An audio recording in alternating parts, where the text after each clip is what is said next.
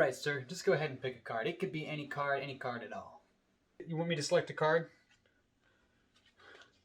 All right, we'll just take one of these. Nah, I don't really want that one. Okay. Maybe this one? Okay. Nah, I don't really want that one either. I'll take this one.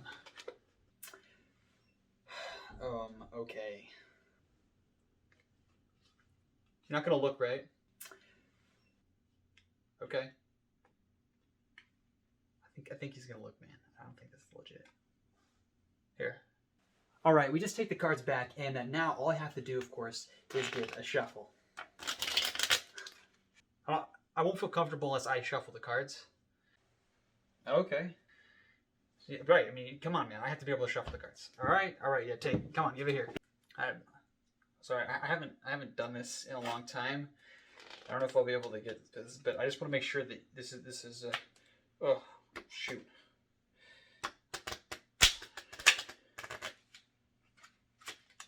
All right, there we go. I feel pretty comfortable about that. There. All right. Now I'm going to figure out your card, okay? It's really direct. Watch this carefully. Voila! It's your card. That's not my card. It's not your card? No, I'm serious. It's not your card? All right, yeah. It was my card. I just want to trick you, man. I'm sorry. I mean, I tricked the magician, right? Got you, man. Come on, dude. Really?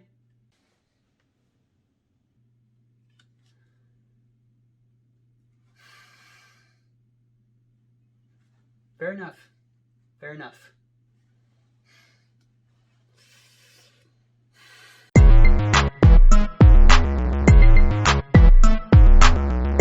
Now, if you have a lot of experience, you just kind of get to the point where you just tell people it's their card. I've had enough people try to do this same gimmick to me where they're literally like, no, that's not my card, when it is, that I just go ahead and tell people it's their card. I just stand my ground and just say, yeah, this is your card. This is your card. I know that's your card.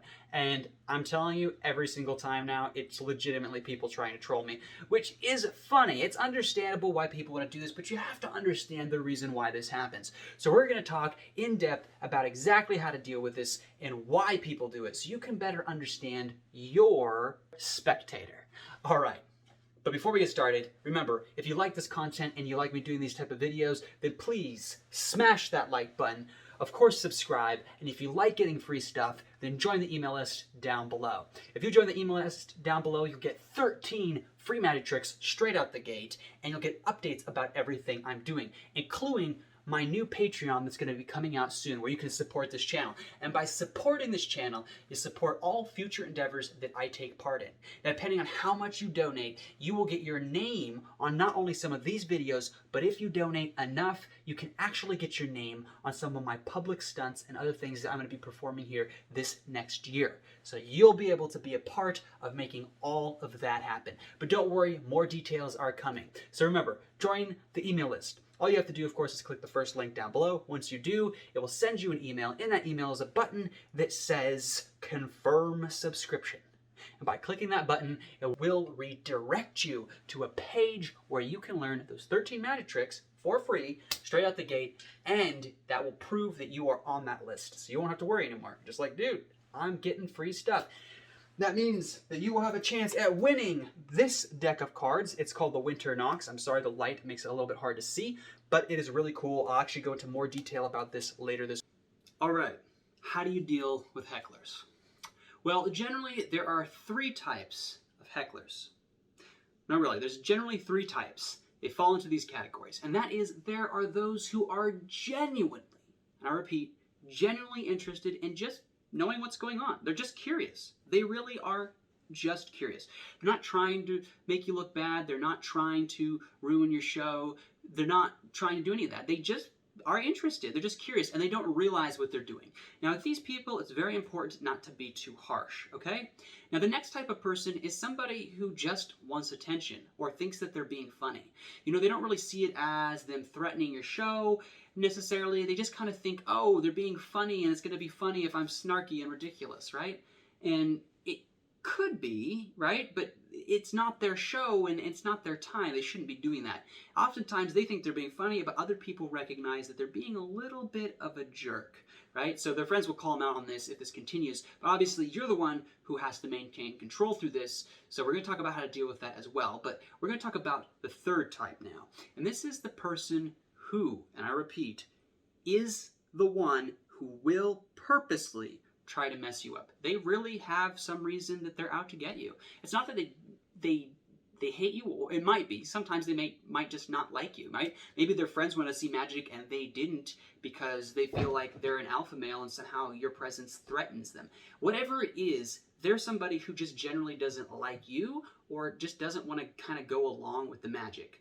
Now, this is more rare, and there's different variations of this. Sometimes the people actually want to see the magic trick, but they just want to confirm that they are in control.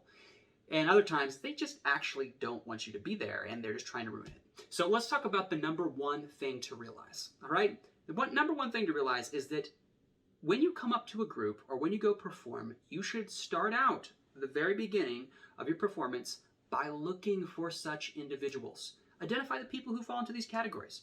Find people who are just interested in watching magic for magic's sake. Identify the people who are the hecklers, the ones who are curious, the ones who think they're going to be funny, and the ones who are out to get you.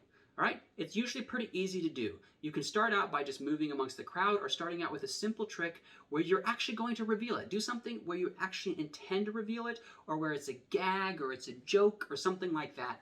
And then just gauge their reaction so that you know who a part of this audience should you perform for? Who should you use in the next trick? So this is what I often do, all right? That's how I look at it. Now here's the step. If you get stuck with one of these people, each one has a different way that you deal with them. So we're going to start with the curious person. The curious person is the easiest one to deal with.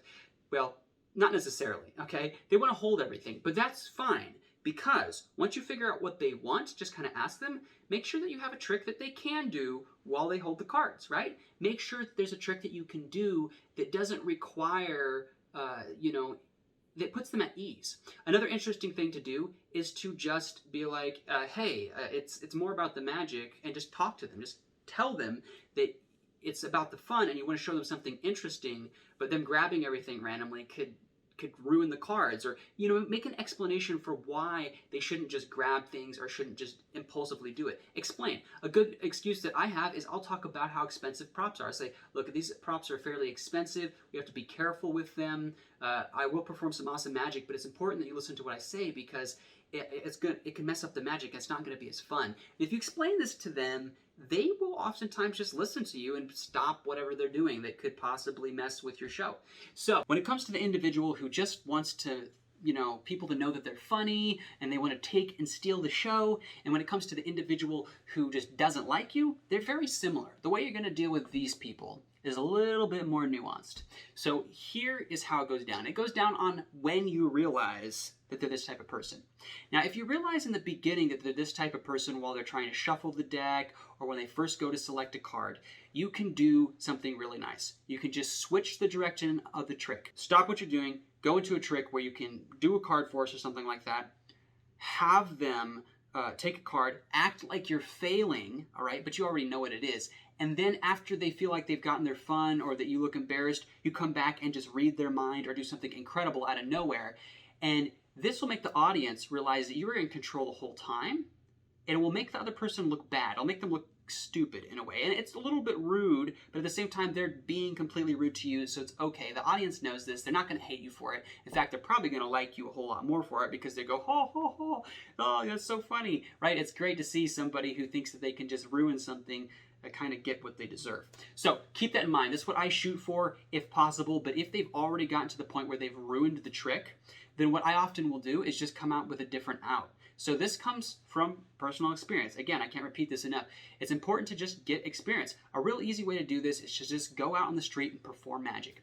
Now, I know you can't really do that right now, so you may even want to just learn some virtual magic and practice it over, Skype. And you can even try some normal magic over Skype. Storytelling, card stories are great. But just get practice at understanding your audience. Once you have experience with this, it's going to get much easier. What I generally do is if I get up to the point where I cannot, fix my mess up, I act like, oh, this is an example of, how hard this is. Now I'm going to do something even more incredible. If I couldn't do it here, how insane would it be if I could do it under these circumstances? And I raise the bar. Now, that being said, that's why it's so important to just kind of notice these people when you first come in, because you don't want this type of thing to happen when you're doing your grand finale, when you get to the big trick, right? So that's why if you're really good at this, you just remember, find these people out first, find people who cooperate well, and then use those people for the end of the show. That way you can make sure you pack it well. Anyway, hopefully you've liked this episode. If so, then remember, please smash that like button to help this channel out, and of course subscribe while you're at it. If you're going to do all of that, you probably don't want to miss out on the free stuff that you can get by joining the email list. Remember, the first link down below, you jump in on that and you will be able to learn 13 free magic tricks straight off the bat. Super cool deal. I want to thank you for your time. I'll see you again soon.